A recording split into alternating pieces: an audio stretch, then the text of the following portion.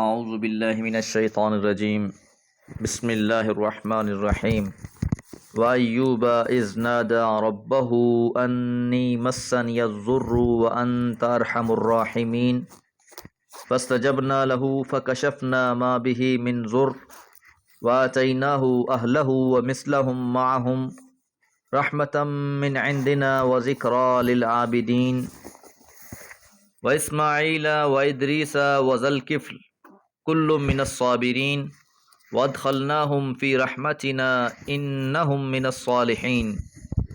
سورۃ الانبیاء آیات 83 سے 86۔ وَأَيُّوبَ اور ایوب علیہ السلام۔ پچھلی آیات میں ہم نے شکر کی دو بہت اعلیٰ مثالیں پڑھیں جو حضرت داؤد علیہ السلام اور حضرت سلیمان علیہ السلام کی تھیں کہ اللہ تعالیٰ نے انہیں بہت سی نعمتوں سے نواز رکھا تھا اور وہ بھی ہر حال میں اللہ کا شکر ادا کرنے والے تھے۔ اب یہاں حضرت ایوب علیہ السلام سے صبر کی ایک نہایت اعلیٰ مثال پیش کی جا رہی ہے۔ حضرت ایوب علیہ السلام نہایت ہی کامل اور راست باز انسان تھے۔ اللہ نے انہیں بڑا خاندان، بڑی دولت دے رکھی تھی۔ ان کے 7 بیٹے اور 3 بیٹیاں تھیں، 7,000 بھیڑیں، 3,000 اونٹ، 1,000 بیل اور 500 بار برداری کے لیے گدھے ان کے پاس موجود تھے۔ ان کے نوکر چاکر بے شمار تھے۔ اہل مشرق میں اس درجے کا کوئی مالدار شخص نہ تھا۔ یہ ساری نعمتیں ہونے کے باوجود، خدم و حشم رکھنے کے باوجود آپ اللہ تعالیٰ کے نہایت شکر گزار اور فرما بردار بندے تھے۔ حضرت ایوب علیہ السلام کی اس نیکی پر شیطان اور اس کے چیلوں کو بڑا حسد ہوا، اور انہوں نے اس بات کا تذکرہ کیا کہ حضرت ایوب تو اس لیے راست باز ہے اور شکر گزار ہے کہ اللہ تعالیٰ نے اسے بے تحاشا خوشحالی دے رکھی ہے۔ اگر اللہ تعالیٰ انہیں ان چیزوں سے محروم کر دے تو پھر پتہ چلے کہ یہ کیسے انسان ہیں۔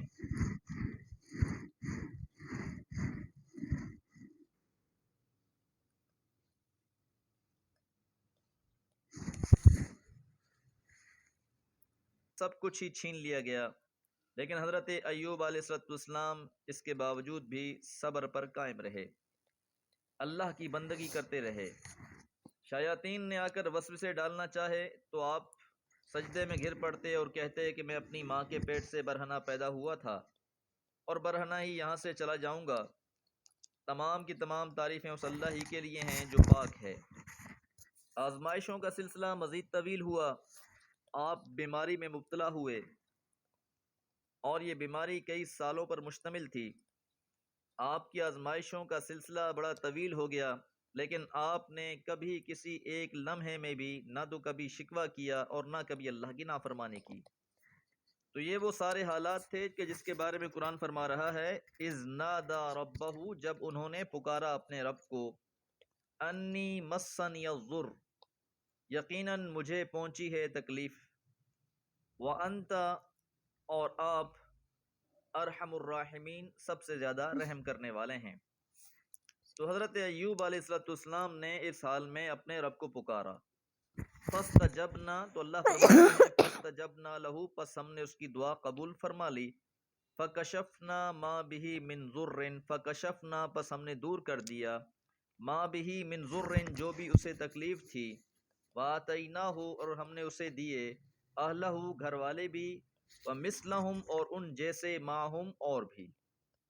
تو حضرت ایوب علیہ السلام نے جب ان تکالیف کا صبر کے ساتھ اور اللہ کی رضا کے ساتھ مقابلہ کی رکھا تو بالآخر اللہ تعالیٰ نے آپ کو اس کا صلہ دیا۔ اللہ تعالیٰ نے آپ کی حالت بدل دی۔ تو جو کچھ آپ کو پہلے عطا ہو چکا تھا، اللہ تعالیٰ نے اس سے بھی بڑھ کر آپ کو عطا کر دیا۔ آپ کے تمام عزیز و اقارب بھی بالآخر آپ کے گرد جمع ہو گئے، اور اللہ تعالیٰ نے آپ کو اولاد بھی دی۔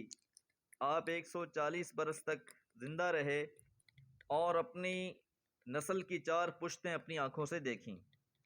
تو اب اللہ تعالیٰ فرماتے ہیں کہ یہ سارے معاملات رحمتم من عندنا، ہماری طرف سے خاص رحمت تھی، کہ حضرت ایوب علیہ السلام کے حالات تو یہ ہو چکے تھے کہ نہ وہ خود اس بات کی توقع کر سکتے تھے نہ کوئی دوسرا، لیکن اللہ تعالیٰ نے اپنی خاص رحمت سے حضرت ایوب علیہ السلام کو سب کچھ دے دیا۔ وذکریٰ للعالمین، اور اس میں نصیحت ہے عبادت گزار بندوں کے لیے کہ جو بندے ہر حال میں اللہ کی بندگی کرتے رہتے ہیں، اگر نعمتیں حاصل ہوتی ہیں تو اس کا شکر ادا کرتے ہیں، اور اگر کوئی تکالیف پہنچتی ہیں تو اس پہ صبر کرتے ہیں۔ تو جو لوگ بھی ان دو صفات سے متصف رہتے ہیں بالآخر اللہ تعالیٰ انہیں بھی نواز دیتے ہیں۔ وَإِسْمَاعِيلَ، اور اسماعیل علیہ السلام، وَإِدْرِيسَ، اور حضرت ادریس علیہ السلام، وَذَلْكِفْلِ، اور ذوالکفل علیہ السلام، کلن، سارے، من الصابرین، صبر کرنے والوں میں سے تھے۔ تو حضرت ایوب علیہ السلام کی بھی صفت صبر تھی، تو ان کے ساتھ ساتھ اللہ تعالیٰ نے اپنے ان بندوں کا بھی تذکرہ فرما دیا کہ یہ بھی بہت زیادہ صبر کرنے والے تھے۔ حضرت اسماعیل اور حضرت ادریس کا ہم سورہ مریم میں بھی واقعہ پڑھ چکے ہیں، اور اسی صفت میں ان کے ساتھ حضرت ذوالکفل بھی تھے۔ وَأَدْخَلْنَاهُمْ، اور ہم نے ان کو داخل کر دیا، فی رحمتنا، اپنی رحمت میں، انہم، بلا شبہ وہ، من الصالحین، نیکوکاروں میں سے تھے۔ اللہ تعالیٰ انسانوں کو دے کر بھی آزماتا ہے، لے کر بھی آزماتا ہے، اور کامیاب انسان وہی ہے جو یہ بات سمجھ لے کہ دیا ہوا بھی اسی کا ہے، اور اگر اس نے کچھ لے لیا تو وہ بھی اسی کا ہے۔ دعا ہے اللہ تعالیٰ ہمیں بھی اپنی رضا پہ راضی ہونے والا بنا دے۔ وما علیہ الا البلاغ۔ اعوذ باللہ من الشیطان الرجیم، بسم اللہ الرحمن الرحیم۔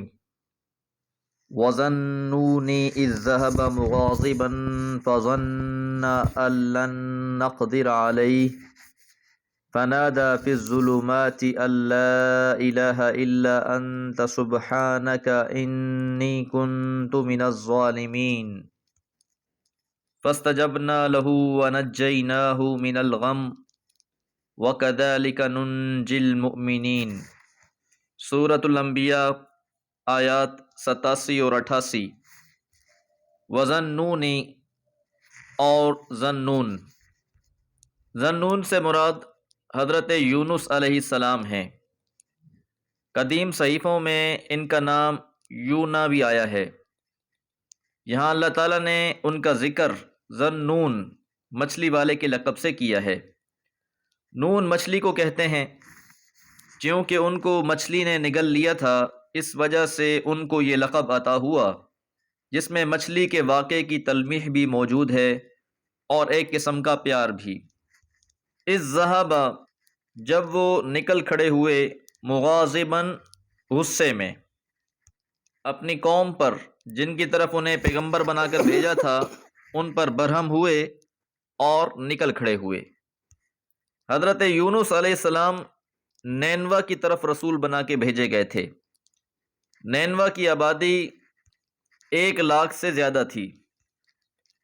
آپ نے اہل نینوا کو دعوت دی، لیکن انہوں نے آپ کی کوئی بات نہ سنی، یہاں تک کہ اللہ تعالیٰ کی طرف سے ان پر عذاب کا فیصلہ ہوا کہ 3 دنوں میں ان لوگوں پر عذاب آ جائے گا۔ حضرت یونس علیہ السلام اپنی قوم کو سمجھاتے رہے، لیکن جب انہوں نے کوئی بات نہ سنی اور اللہ تعالیٰ کی طرف سے یہ فیصلہ ہو گیا کہ انہیں 3 دنوں بعد عذاب سے ہلاک کر دیا جائے گا، تو حضرت یونس علیہ السلام اپنی قوم کو چھوڑ کر چلے گئے۔ اذ ذہب مغاضباً، یعنی اپنی قوم سے ناراض اور آزردہ ہو کر وہ ان کو چھوڑ کر چلے گئے، اور ناراضگی کا سبب یہی تھا کہ آپ کافی عرصے تک ان کو سمجھاتے رہے لیکن وہ آپ کی باتیں ماننے کو تیار نہ ہوئے۔ اب مسئلہ یہ تھا کہ کسی بھی پیغمبر کے لیے یہ جائز نہیں کہ وہ اللہ کی اجازت کے بغیر وہاں سے ہجرت کر جائیں۔ تو ابھی اللہ تعالیٰ نے آپ کو حکم نہیں دیا تھا کہ آپ اس بستی سے نکل جائیں، جس طرح کہ ہم نے باقی انبیاء کے بارے میں جانا کہ اللہ تعالیٰ کا انہیں حکم ہوتا ہے کہ آپ اہل ایمان کو لے کر یہاں سے چلے جائیں۔ ابھی یونس علیہ السلام کو حکم نہیں ہوا تھا، لیکن آپ وہاں سے نکل پڑے۔ اب یہ بات اللہ تعالیٰ کو پسند نہیں آئی۔ اب فرماتے ہیں اللہ تعالیٰ فَظَنَّ، بس اس نے گمان کیا، أَن لَّن نَّقْدِرَ عَلَيْهِ، کہ ہم اس پہ گرفت نہیں کریں گے۔ تو جب آپ اپنی قوم سے نکلے تو ایک کشتی میں سوار ہوئے جو سفر پر روانہ ہونے کے لیے بالکل تیار کھڑی تھی۔ کشتی کچھ منزل طے کرنے کے بعد طوفان میں گھر گئی۔ جب طوفان کسی طرح سے ٹلتا ہوا نظر نہ آیا تو ملاحوں نے اس زمانے کے عام فہم کے مطابق یہ فیصلہ کیا کہ اس کشتی میں کوئی ایسا شخص سوار ہو گیا ہے جو اپنے آقا سے بھاگا ہوا ہے۔ اب جب تک اس شخص کو سمندر کے حوالے نہیں کیا جائے گا نجات نہیں پا سکتے۔ بالآخر یہ معلوم کرنے کے لیے کہ کشتی میں کون مفرور ہے قرعہ اندازی کی گئی۔ قرعہ ڈالنے کی خدمت حضرت یونس علیہ السلام کے سپرد کی گئی۔ اس کی وجہ غالباً یہی ہوگی کہ تمام اہل کشتی میں لوگوں کو سب سے زیادہ ثقہ آدمی وہی نظر آئے ہوں گے۔ بہرحال قرعہ ڈالا گیا اور قرعہ حضرت یونس علیہ السلام کے نام ہی نکلا۔ آپ کو سمندر کے حوالے کر دیا گیا۔ سمندر میں ایک بہت بڑی مچھلی نے آپ کو نگل لیا۔ اب ایک سمندر کا اندھیرا، پھر مچھلی کے پیٹ کا اندھیرا، بڑی ہی تاریکی تھی، اس لیے اللہ نے فرمایا فنادا، پس اس نے پکارا، فی الظلمات، اندھیروں میں، کہ مچھلی کے پیٹ سے حضرت یونس علیہ السلام نے اللہ کو پکارا۔ کیا کہا؟ اللہ الہ الا، کہ نہیں ہے کوئی بھی الہ الا انتا، سوائے تیرے، سبحانک، تو پاک ہے، انی، بلا شبہ میں، کنتو من الظالمین، قصورواروں میں سے ہوں، کہ اللہ غلطی میری ہی ہے اور تیرے علاوہ کوئی معبود نہیں ہے، بس تو ہی مجھے اس مشکل سے نکال سکتا ہے۔ تو یہ کلمات لا الہ الا انت سبحانک انی کنت من الظالمین حضرت یونس علیہ السلام کی دعا ہے۔ اس دعا میں حضرت یونس علیہ السلام نے اپنی تقصیر کا اعتراف اور اظہار کیا ہے اور اپنے معاملے کو اللہ کے سپرد کر دیا ہے۔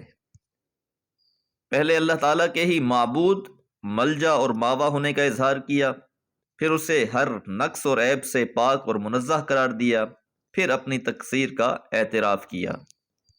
تو ان اندھیروں میں جب حضرت یونس علیہ السلام نے اپنے رب کو پکارا، اللہ فرماتے ہیں فاستجبنا لہ، پس ہم نے اس کی دعا قبول کی، ونجیناہ، اور ہم نے نجات دے دی اسے، من الغم، اس غم سے۔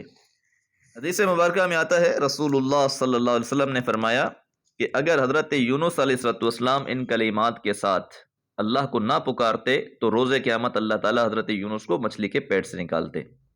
وَكَذَلِكَ نُنْجِي الْمُؤْمِنِينَ، اور اسی طرح ہم اہل ایمان کو بھی نجات دیں گے۔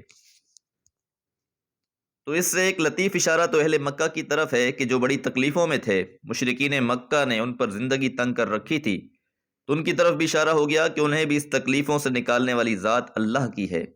ساتھ حضور صلی اللہ علیہ وسلم کا یہ فرمان بھی موجود ہے اس حوالے سے کہ کوئی بھی مومن شخص تکالیف میں جب اللہ تعالیٰ کو ان کلمات کے ساتھ پکارے گا، لا الہ الا انت سبحانک انی کنت من الظالمین، تو اللہ تعالیٰ اسے اس تکلیف سے نجات دے دے گا۔ دعا ہے اللہ تعالیٰ ہمیں ان قصص سے نصیحت حاصل کرنے والا بنائے۔ وما علیہ الا البلاغ۔